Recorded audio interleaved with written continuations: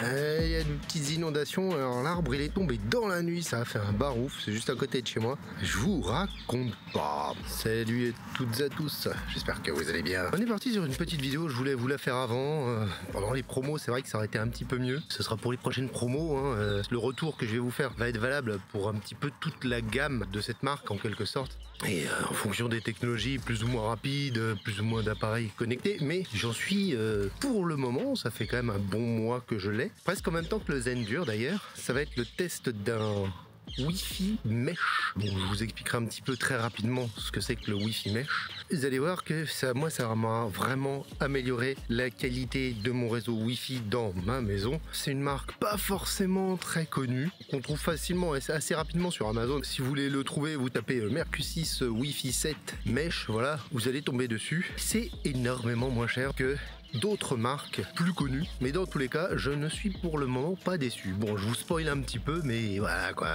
au moins vous perdrez pas votre temps à regarder un truc et puis à la fin je vous dis c'est de la daube. Comme d'habitude, des avantages, des inconvénients. J'arrête ma petite intro là, on commence la vidéo, let's go. J'en fais assez là? Je fais bien le youtubeur? On se retrouve aujourd'hui pour une vidéo, alors unboxing, on va tester en gros un appareil que j'ai acheté pour moi parce que j'ai des gros problèmes de Wi-Fi à la maison. Je précise, j'ai la Freebox Mini 4K, elle est vraiment pas terrible, elle commence à vieillir et j'ai pas envie spécialement de changer de Freebox. Le seul avantage si je changeais de Freebox, ce serait pour avoir du 2,4 GHz en réseau, voilà, parce que là pour l'instant la Mini 4K, les ports Ethernet sont en GHz et l'avantage de passer par exemple sur une pop ou sur une pop c'est du 2,5 et sur d'autres box c'est du 2,5 aussi maintenant. Je me tâte quand même à changer de box, mais dans tous les cas je n'utiliserai pas le Wi-Fi des box. Ras la casquette du Wi-Fi des box, ça traverse très mal mes murs, je sais pas pour quelle raison. Même le téléphone passe très mal, j'ai du mal à téléphoner dans ma propre maison, ce qui est super chiant. J'ai acheté un système Wi-Fi Mesh. Est-ce que c'est bien, est-ce que c'est pas bien, j'en sais rien, c'est du Amazon. Si c'est pas bien, il retournera d'où il vient. C'est bien, je le conserve. Pour vous donner une idée, je capte pas à 5 mètres dans ma cuisine.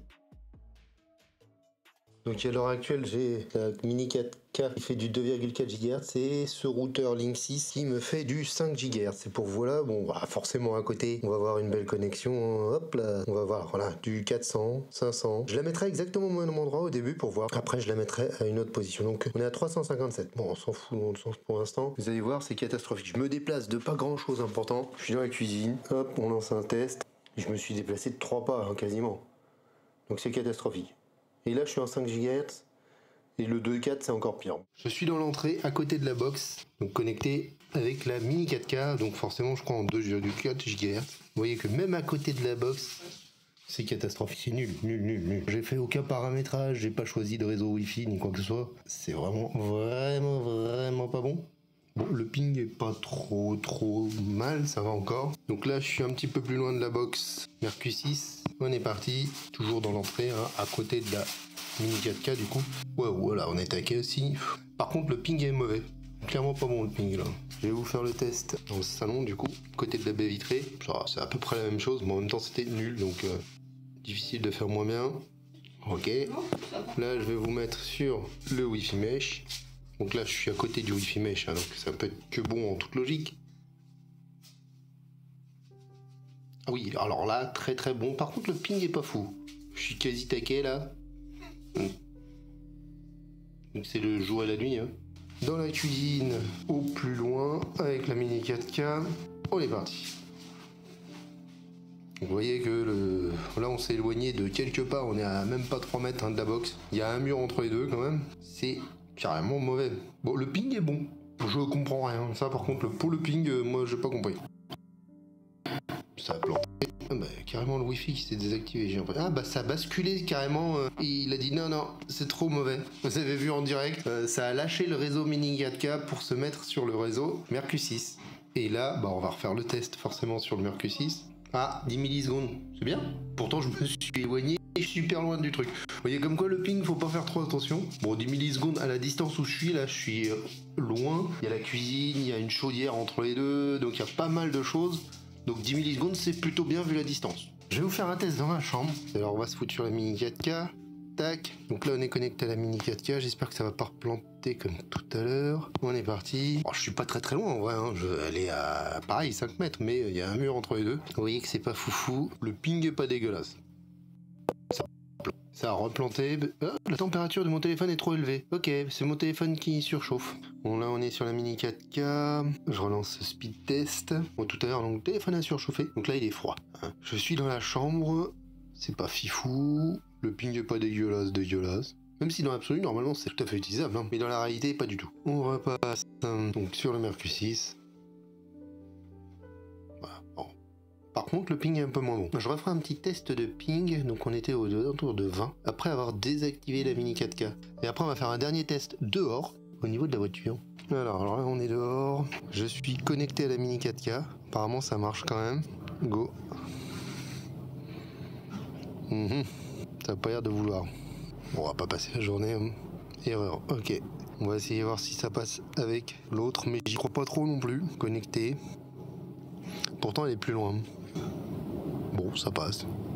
Pas foufou. Hein. Je vous dis, dès qu'il y a le moindre mur, pourtant là je suis juste à côté à la cuisine où j'étais tout à l'heure. On faisait le test et c'était très correct, elle est juste là. Mais dès qu'il y a le moindre mur à traverser, ça passe vraiment bof. Allez hop, j'ai désactivé le Wi-Fi de la Mini 4K pour voir si le ping est mieux. Je vais faire un test, tu me dis le ping. Ah, le ping est mieux. Passer à 9, hop, puis le débit, voilà. Donc le fait de couper quand même la Mini 4K, bah, ça m'a l'air d'améliorer le ping. Il y a des petites interférences ou quelque chose comme ça. C'est mieux quand on coupe l'autre Wi-Fi. Moi j'ai 9, il a 14, alors que tout à l'heure il avait 9 et j'avais 17. Faut pas chercher. Il y aura toujours des gens pour me dire oui, il fallait faire ainsi, il faut faire ceci, il faut se mettre sur tel canal, il faut sélectionner machin truc chouette. Voilà. Bon, moi ça me gave de faire ça, essayer plusieurs fois sans aucun résultat. J'ai décidé d'essayer ce truc là. J'entends des gens dire que c'est bien, donc bah on va essayer. Déjà je vais l'ouvrir. Ça c'est la jolie boîte, donc c'est ça, un Mercure 6. Ça appartient à TP-Link, que TP-Link font des plutôt bonnes choses. J'ai un répéteur TP-Link, voilà, j'ai eu ça, c'était très sympathique. Un petit merci de la part du vendeur. Il est tchèque. Voilà, petit gâteau. Vous avez vu, il est mignon mon petit... A priori, les retours sur cette marque Mercure 6 ont l'air plutôt bien. Bon, c'est ça, j'en ai chié, c'est bien. Ok, donc voilà, alors c'est du mesh, il y a 2 éléments. Alors après, j'ai une petite maison quand même, j'allais pas prendre un truc à 3 éléments quoi. Donc c'est 2 petits boîtiers, essayez de pas le faire tomber, j'en suis capable. J'essaye de tout faire en même temps. Voilà. Bon, plastique, on s'en fout. Enfin, moi, je cherche pas à avoir un truc beau, c'est pas trop gros. Parce que c'est quand même du Wi-Fi 7. Hein. Quand on voit la taille des Orbi, par exemple, c'est absolument énorme. Donc là, ça reste vachement contenu. C'est un plastique qui fait pas de chip non plus. C'est pas trop mauvais en qualité, je trouve. Et derrière, donc, on a une alimentation et 3 ports 2,5 GHz. C'est ça qui m'intéresse. Et un bouton reset. Peut-être faire le tour de la boîte.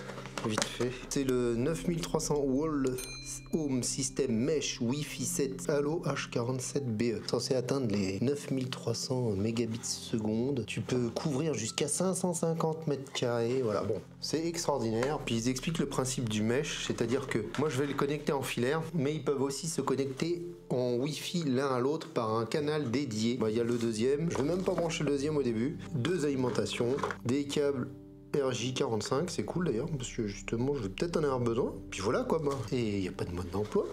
C'est ça la notice. Pardon, c'est des petites notices. Quick installation guide. On va regarder s'il y a du français, parce que c'est souvent quelque chose qui intéresse les gens. Italien, portugais. Ah bah français, bon bah oui, elle est pas bien longue. C'est juste ça. Ouvrez l'application, inscrivez-vous à une adresse mail. Bon, on va télécharger l'application Mercure 6, hein, puis je pense qu'il t'explique tout.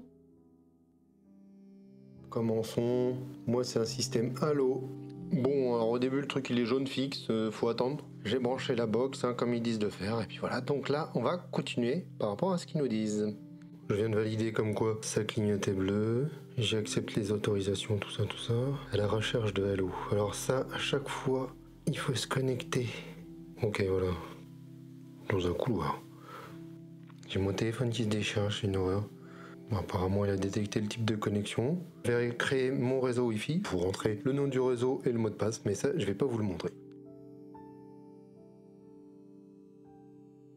Allez, on va faire un petit tour de l'application Mercusys. J'ai pas réussi à avoir toute l'installation. Alors après, vraiment, vous n'avez pas besoin de moi. Je vous confirme que c'est simple à faire. Il suffit vraiment de suivre ce que l'application vous dit. Il y a possibilité, pendant que j'y pense, d'avoir accès aussi avec le PC. Pour se connecter avec l'ordinateur, il suffit simplement de mettre l'IP d'un des deux Halo. Ensuite, vous aurez votre mot de passe à mettre et vous pourriez y accéder. Donc, vous avez le nombre de nœuds. Le nombre de nœuds, c'est le nombre de Halo, le nombre de trucs qui sont connectés sur le Halo. Vous pouvez vous mettre sur changer de type de Halo. Vous pouvez faire afficher la liste. Le salon, c'est le principal. Que la chambre est bien connectée en filaire. Et vous pouvez regarder ceux qui sont connectés sur la chambre ou ceux qui sont connectés sur le salon. Donc voilà. Si vous voulez voir l'ensemble, vous reculez d'un cran là et vous avez l'ensemble des éléments qui sont connectés dessus. Par exemple, l'imprimante elle est en filaire. Ça, c'est un Google. Je sais pas lequel exactement. Faudrait que je le renomme pour savoir lequel c'est. Là, vous voyez que c'est en auto. L'auto, c'est plutôt pratique, surtout pour les choses qui peuvent bouger. Un téléphone, par exemple. Là, ça, on ne bouge pas tous les jours, mais enfin bon, ça fonctionne bien aussi comme ça. Mais vous auriez pu dire salon ou chambre, restez en auto. Et là, c'est là que vous pouvez choisir 2,4 GHz ou 5 GHz ou automatique. Bon là, je laisse comme ça, je n'y touche pas. Vous pouvez aussi choisir si vous utilisez ou pas la technologie Mesh. Ça, c'est pratique pour pouvoir le désactiver dans certains cas. Ensuite, vous pouvez aller dans plus. Là, vous avez tous les paramétrages Wi-Fi, vous pouvez faire un réseau d'invités, vous pouvez optimiser le réseau. Je le fais une fois, ça me l'a fait, ça va, oh là, il y avait un petit souci. Il m'a optimisé le réseau. Bon, je sais pas quelle exactement la différence, mais voilà, c'est parfait. Bon, il y a la mise à jour en bas là, c'est que j'ai pas de mise à jour, et vous pouvez aller dans avancer pour paramétrer différentes choses. Vous pouvez activer ou désactiver le beamforming, et ça permet de concentrer le signal Wi-Fi vers les appareils connectés pour des connexions plus performantes. Bon, j'ai pas trop compris, soi-disant, ça oriente pas les antennes, parce que les antennes ne bougent pas, mais bon, c'est censé être mieux. Vous avez tout plein de paramètres, mode de fonctionnement, ça c'est très important. C'est soit vous fonctionnez en mode routeur, c'est-à-dire vous désactivez votre routeur côté box, soit vous l'utilisez comme moi en point d'accès. Vous débloquez d'autres options quand vous le mettez en mode routeur forcément. C'est le Halo qui va finir par gérer le NAT, le DHCP, tout ça, le PPO.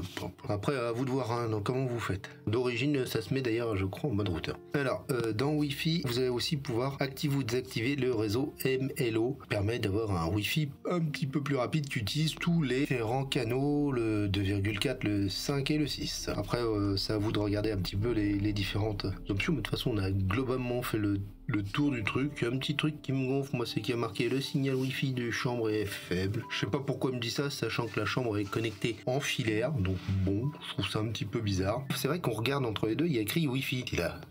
Je clique dessus. Quand vous cliquez afficher sur afficher la liste, vous voyez qu'il est bien en filaire. Un des petits défauts, je dirais, de l'application, je trouve qu'elle est pas claire, parce que voilà, là, tu te dis merde, il est connecté en Wi-Fi. Pourquoi il est connecté en Wi-Fi? Moi, je l'ai connecté en filaire. Tant que vous appuyez pas sur afficher la liste, vous vous rendez pas compte qu'il est vraiment en filaire. Force du signal, bon bah ouais, mais force du signal, je m'en fous moi. Ça c'est très intéressant parce que quand vous allez dans un truc, vous pouvez voir la qualité du signal de l'objet qui est connecté dessus. Si je vais sur le Zendur par exemple, vous voyez que le signal est fort. Ça, c'est très important. Bon, ben voilà, je pense qu'on a plus ou moins fait le tour de l'application. On continue la vidéo.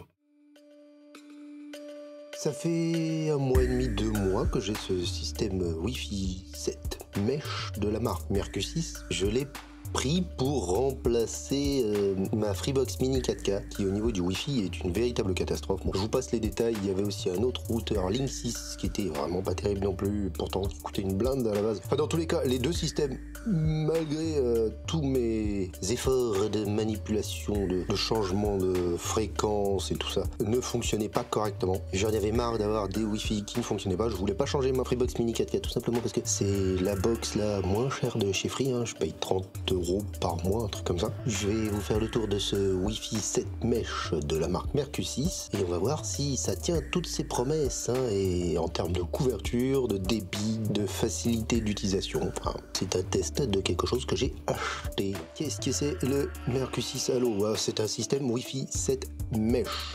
C'est ça sa particularité par rapport à d'autres systèmes. Et sa deuxième particularité, c'est que c'est un excellent rapport qualité-prix et qu'il est équipé de port 2,5 GHz. C'était un point pour moi assez important. Pas forcément pour vous, mais pour moi ça l'était. si ça vous intéresse pas, c'est pas la peine d'aller payer plus cher. Il y a des systèmes qui vont vous proposer du 1 GHz au lieu du 2,5. Hein. Dans un sens, moi j'avais pas besoin de Wi-Fi 7. Hein. Si j'ai pris du Wi-Fi 7, c'est surtout pour être future-proof. On va dire que le Wi-Fi 6 me suffisait largement. Hein. Pas forcément besoin de Wi-Fi 7. D'ailleurs, j'ai quasiment rien en Wi-Fi 7. Mais comme je vais bientôt changer de téléphone, par exemple, puis j'aurai un autre ordinateur un jour, je préfère quand même avoir la technologie la plus récente. Il y a du Multi-Link Operation, le MLO par exemple, qui permet d'utiliser simultanément les bandes 2,4, 5 GHz et 6 GHz, voilà, bon, pour réduire la latence, augmenter les vitesses. Alors c'est quoi un Wi-Fi mesh? Bah ouais, hein, parce que ça parle pas forcément à tout le monde, et d'ailleurs certains cas c'est pas forcément utile.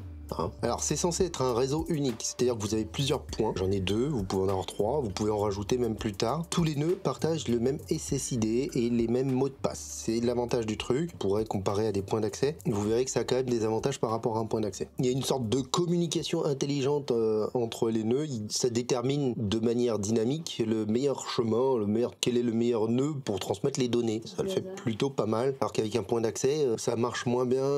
Une fois que ça marche plus, paf, là, ça va transférer, voire même des fois vous êtes obligé de changer de point vous-même en désactivant, réactivant le Wi-Fi par exemple. C'est pas fluide en fait avec des points d'accès, ou ça peut l'être beaucoup moins. Bon, après, si vous êtes doué en réseau Wi-Fi, cette vidéo n'est peut-être pas pour vous tout simplement. Hein. Elle est adaptée à des gens qui n'ont pas forcément des connaissances et l'envie, comme moi, parce que moi j'ai pas du tout envie de me prendre la tête avec du Wi-Fi. Ouais. L'autre avantage, c'est que c'est une installation hyper simplifiée. Hein. C'est très très simple. Alors que les points d'accès, ça peut être un poil plus compliqué au niveau des paramétrages. Il y a l'application mobile, elle nous guide pas à pas pour faire toutes les mises à jour, ajouter les différents, ce que j'appelle nœuds, c'est les petites boîtes, hein, on peut en rajouter en fonction de la taille de votre habitation ou de votre difficulté à traverser des murs. Hein.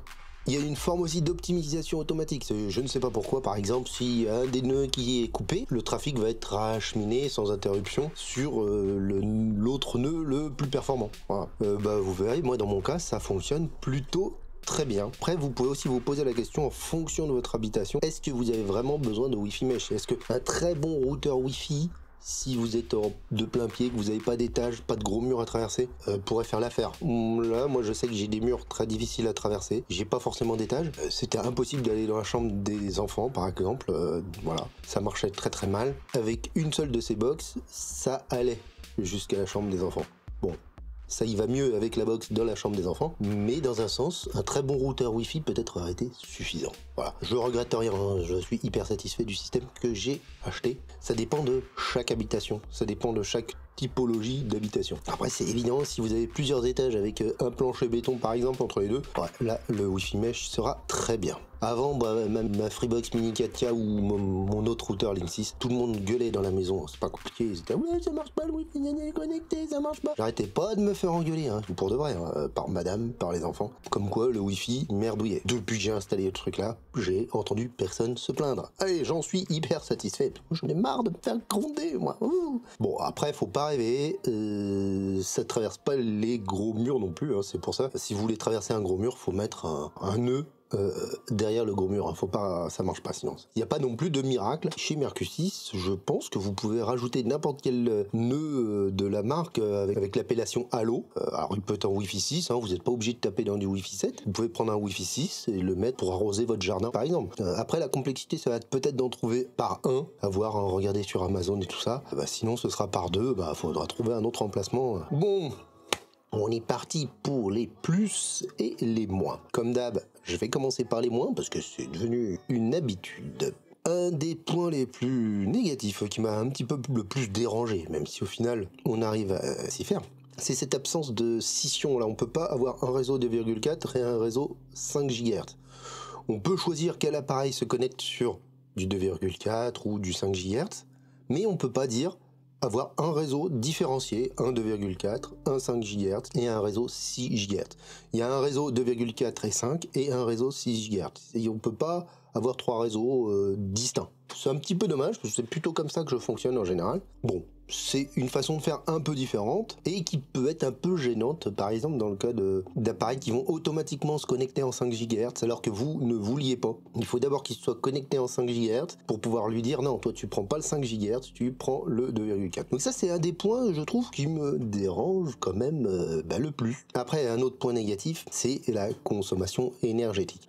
Chaque module va consommer environ 10 watts. C'est à peu près stable, hein. Il y a pas, j'ai regardé les courbes sur Home Assistant, et 10 watts c'est pas négligeable, hein. 10 watts x 2 ça fait 20 watts puisque j'en ai deux, ça fait en gros 32 euros, 30 euros à l'année. Vous pouvez aussi vous débrouiller à mettre une prise connectée, le couper la nuit, c'est ce que je faisais dans la chambre des enfants, mais je ne peux plus le faire parce que celui qu'il faudrait que je déconnecte, c'est celui qui permet de faire fonctionner le Zendur, la batterie Zendur, et j'ai absolument besoin d'avoir accès à cette batterie Zendur dans tous les cas. C'est un point demi-négatif là, ce que je vais vous donner. J'avais marqué modularité limitée. Alors, dans un sens, moi j'ai jamais essayé d'en rajouter. C'est possible que je le fasse pour pouvoir aller dehors, comme je vous disais, pour pouvoir arroser la voiture en Wi-Fi, quoi. Bon, c'est pas hyper indispensable non plus. Je pense que rajouter un halo, c'est très simple. Faudra que j'essaye un jour, hein. Si jamais Mercusys veut m'en envoyer un pour test, voir si ça fonctionne bien. De rajouter un halo, pas forcément de la même gamme, justement d'une gamme en dessous, en Wi-Fi 6, un petit peu moins cher. Il y en a certains, on en trouve 3 nœuds halo à moins de 100 euros ou à dans les 100 euros. Donc, le problème, c'est de trouver lequel, est-ce qu'il sera compatible, et c'est difficile d'en trouver un. Voilà, donc j'ai l'impression que c'est un peu compliqué de les trouver à l'unité. C'est un peu dommage. J'aimerais bien, par exemple, retrouver exactement le même que ceux que j'ai. Je crois pas qu'ils se vendent tout seuls, je l'ai pas trouvé. Donc c'est pas vraiment un point négatif, c'est un point freinant et qui demanderait test. Tant que j'ai pas essayé d'en rajouter un, je peux pas vous confirmer que ça va fonctionner. Il y aura un petit point négatif, on va dire forcément, après on peut pas tout avoir. Comparé à des offres très haut de gamme, type TP-Link par exemple, qui vont avoir des trucs à 500, 600 balles pour à peu près la même chose, vous voyez. Voilà, je pensais au système Orbi. Sérieusement, là on est entre 1000 et 2000 euros la plupart du temps. Donc non, pour plus rapide, plus performant, faut pas déconner non plus. Mais voilà, c'est sûr que ces systèmes très haut de gamme vont avoir des applications qui vont être plus pointu sur certains points, hein. Faut pas rêver. Forcément, ça va être mieux, mais à quel prix, hein, à vous de voir, hein. Si vous avez les moyens, allez-y, hein, moi je m'en fous. Je trouve que les concessions à faire sont pour moi très correctes. Après, je disais que c'est un bon rapport qualité-prix, mais par rapport à la box de base, hein, parce que, alors je sais pas, je sais que les dernières Freebox par exemple, il y a plein de gens en Wi-Fi 7 qui râlent un peu dessus, parce que c'est du Wi-Fi 7, mais c'est pas le meilleur des Wi-Fi 7, et il y a beaucoup de déçus. Mais dans tous les cas, l'avantage d'une box, c'est que ça va quand même moins consommer, en électricité par exemple, et c'est un surcoût. Vous allez payer votre box plus ce truc là, donc c'est un surcoût. Maintenant, c'est un surcoût qui permet, dans mon cas, d'avoir un Wi-Fi très satisfaisant, ce qui n'était pas le cas jusqu'ici avec toutes les box Wi-Fi que j'ai eu, et même certains routeurs Wi-Fi de marque Linksys. Allez, on est parti pour les plus. Alors, l'un des premiers plus, ça va être une installation ultra simple, hein, vraiment. Vous avez vu, c'est vraiment très facile. On est guidé pas à pas pendant toute la mise en route, et il y a vraiment zéro difficulté. J'ai rencontré aucun souci. Ensuite, l'autre point positif, toujours pour le prix à voir, hein, mais même pour le prix, je trouve ça particulièrement excellent. Performance très solide. Presque un seul des modules aurait permis de couvrir toute ma maison. Bon, j'en ai deux, c'est mieux. Ça me permet d'être plus près de mon Zendur là, très capricieux, comme je vous l'ai déjà dit dans certaines vidéos par exemple. Les performances, voilà, même avec un c'était suffisant. Ce deuxième permet quand même une amélioration sur les zones les plus éloignées de mon habitation, qui sont quand même coupées par des murs relativement épais. J'ai vraiment une nette amélioration de la couverture et du débit, hein, comme vous l'avez vu. L'application intuitive, je la trouve assez facile d'utilisation. Possibilité de renommer les appareils, de visualiser la puissance du signal, de verrouiller une fréquence, de verrouiller sur un module. Moi je peux faire à peu près tout ce que je voulais, à part scinder vraiment le réseau en 2,4 et 5 GHz, comme je disais dans les points négatifs. À part ça, franchement, pas grand chose qui me manque, hein. Pour contrebalancer ce que j'avais mis en point négatif tout à l'heure, on a quand même une certaine flexibilité. J'ai quand même cette impression qu'il est possible, à vérifier comme je disais, de rajouter des halos. J'ai l'impression qu'on peut même mettre des trucs de gamme différentes et adapter le système à la taille du logement. Ça c'est sûr, on peut l'adapter. La question c'est est-ce qu'on peut mettre des trucs de gamme inférieure, mais je pense. Et confirmez-moi dans les commentaires si jamais vous avez cette information pour nous, hein. Mine de rien, je vais le redire encore une fois, pour le prix, il y a quand même des technologies relativement avancées, des technologies mesh, hein, ce qu'ils appellent le black hole. C'est une sorte de tunnel de communication. Quand vous pouvez pas connecter votre module en Ethernet, vous utilisez une sorte de tunnel de communication sans fil, hein. C'est un canal Wi-Fi qui est réservé pour remplacer l'Ethernet, hein. et qui permet d'acheminer le Wi-Fi de manière transparente à votre module. Et le module, à ce moment-là, va diffuser le Wi-Fi là où il est. Hein. Un truc vraiment qui fonctionne très très bien, c'est la base d'un système mesh, mais vraiment ultra transparent. Personne ne s'est plaint là-dessus. Le roaming invisible. Alors, la transition entre les modules, c'est totalement transparent. Il n'y a pas de latence, il n'y a pas de ralentissement. Vraiment aucune gêne. Bon, après, il y a des technologies type beamforming. Alors, ça permet et le MLO aussi, qui permettent de réduire la latence, d'avoir une meilleure répartition du signal en envoyant le signal plus ou moins dans un endroit. Bon, le beamforming, je peux pas vous dire ça fonctionne. Dans tous les cas, je suis satisfait du signal et du réseau. Le MLO, j'ai mon ordinateur portable qui l'utilise, mais j'ai pas vu une différence flagrante. J'ai pas fait spécialement attention à la latence non plus. Peut-être que la latence est meilleure. J'ai pas non plus, pour le moment, un besoin dingue du MLO. Si je jouais beaucoup en Wi-Fi avec mon ordinateur portable, peut-être ce serait intéressant d'avoir le MLO. Donc le MLO, c'est ce que je vous disais tout à l'heure, ça veut dire multi-link opération. C'est pour utiliser toutes les bandes, le 2,4, le 5 et le 6 GHz en même temps. Après, il y a un autre truc, bon, mais il peut être utilisé en mode routeur ou en mode point d'accès. Moi, je suis resté en point d'accès, c'est-à-dire que c'est ma box qui fait le routage. Si vous utilisez ce Mercusys en mode routeur, vous avez quand même tous les usages, toutes les options que propose un routeur en temps normal, hein, le NAT, le QoS, le contrôle parental, voilà. Bon, là, je suis pas rentré dans le détail là-dedans parce que moi, je l'utilise pas comme ça, mais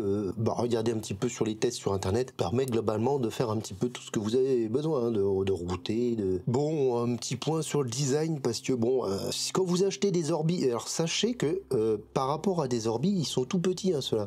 Les Orbi, sérieusement, attendez, je suis obligé de me reculer, ils doivent être grands comme ça, hein, je les ai vus en vrai, c'est des trucs, c'est un gros diamètre, en longueur, ils doivent être grands comme ça, alors que là, le petit truc, ça fait un petit cube, il est discret. Moi, je l'ai planqué, franchement, on le voit presque pas, et il est, comment dire, un Woman Acceptance Factor. En gros, c'est si vous arrivez avec un caisson de basse, vous avez envie d'avoir un bon son, vous posez un caisson de basse qui fait 80 cm par 80 cm par 80 cm dans votre salon, madame va râler. Ça, je vous le dis, madame va râler. C'est-à-dire que c'est pas compatible, Woman. Ça s'appelle le WAF.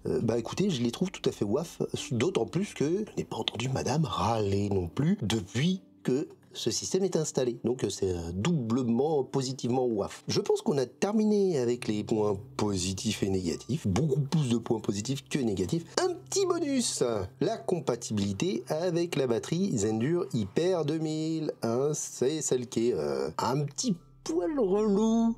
Moi là, ça y est, ça fait quelques jours, elle fonctionne nickel. J'ai pratiquement plus rien à dire. On attend le soleil quand même. Pour ceux qui suivent mes autres vidéos, hein, abonnez-vous. Cette batterie Zendur Hyper 2000, elle nécessite un Wi-Fi plus que parfait, madame, comme je vous disais tout à l'heure, pour fonctionner au mieux.